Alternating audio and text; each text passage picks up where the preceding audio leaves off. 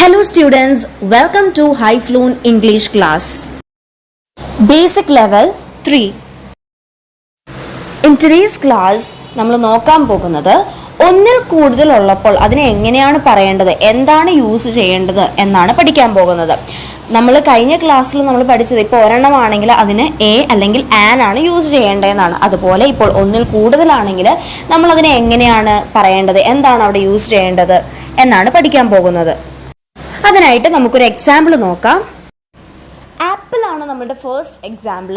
So ഇവിടെ നമുക്ക് കാണാം ഒരു ആപ്പിൾ അല്ലല്ലേ, ഒന്നിൽ കൂടുതലുണ്ട്, 2 ആപ്പിൾ ഉണ്ട്. സോ ഒന്നിൽ കൂടുതലുള്ളത് കൊണ്ട് നമ്മൾ ഇതിനെ ആപ്പിൾസ് എന്നാണ് പറയണത്. അതായത് ആപ്പിളിന്റെ അവസാനമായിട്ട് എസ് ആഡ് ചെയ്യും, ആപ്പിൾസ് എന്നാണ് പറയേണ്ടത്. സോ ഒന്നിൽ കൂടുതലുണ്ടെന്ന് പറയാനായിട്ട് നമ്മൾ ആ ഒരു വാക്കിന്റെ അവസാനമായിട്ട് എസ് ആണ് ആഡ് ചെയ്യേണ്ടത്. നമുക്കിനി അടുത്ത എക്സാമ്പിൾ നോക്കാം. ഇങ്ങനെ കുറേ എക്സാമ്പിൾസ് നോക്കുമ്പോൾ നിങ്ങൾക്ക് അത് ക്ലിയർ ആവും. സോ നമ്മുടെ നെക്സ്റ്റ് എക്സാമ്പിൾ എന്ന് പറയുന്നത് ബുക്കാണ്.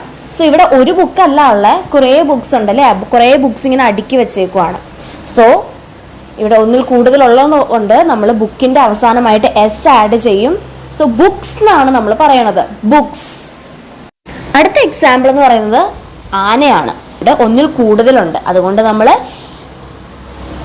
അവസാനമായിട്ട് എസ് ആഡ് ചെയ്യും. സോ ആനയുടെ ഇംഗ്ലീഷ് എന്ന് പറയുന്നത് എലിഫന്റ് ആണ്. സോ ഈ എലിഫന്റിന്റെ അവസാനമായിട്ട് എസ് ആഡ് ചെയ്യും. സോ എലിഫൻസ് എന്നാണ് പറയണത്. ഒന്നിൽ കൂടുതൽ ആനകളുണ്ടെന്ന് പറയാനായിട്ട് നമ്മൾ എലിഫൻസ് എന്നാണ് പറയണത്. അവസാനമായിട്ട് നമ്മൾ എസ് ആഡ് ചെയ്തു. അടുത്ത എക്സാമ്പിൾ ആണ് ചൈൽഡ്, അതായത് കുട്ടി. സോ ഒരു കുട്ടി ഉള്ളപ്പോഴാണ് നമ്മൾ അതിനെ ചൈൽഡ് എന്ന് പറയണത്.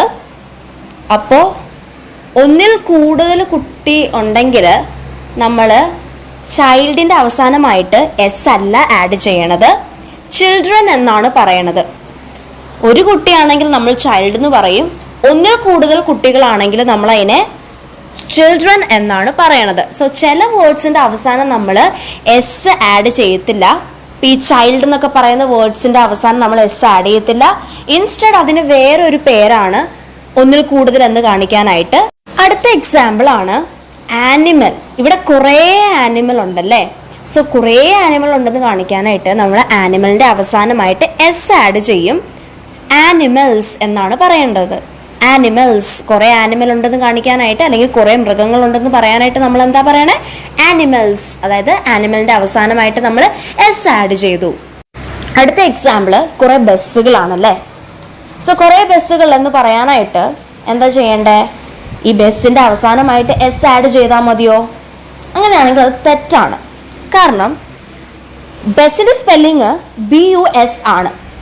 ഇനി ഒന്നിൽ കൂടുതലുണ്ടെന്ന് കാണിക്കാനായിട്ട് നമ്മൾ ഒരു എസും കൂടെ ആഡ് ചെയ്തിട്ടുണ്ടെങ്കിൽ അതൊരു വേറെ വേർഡാണ്.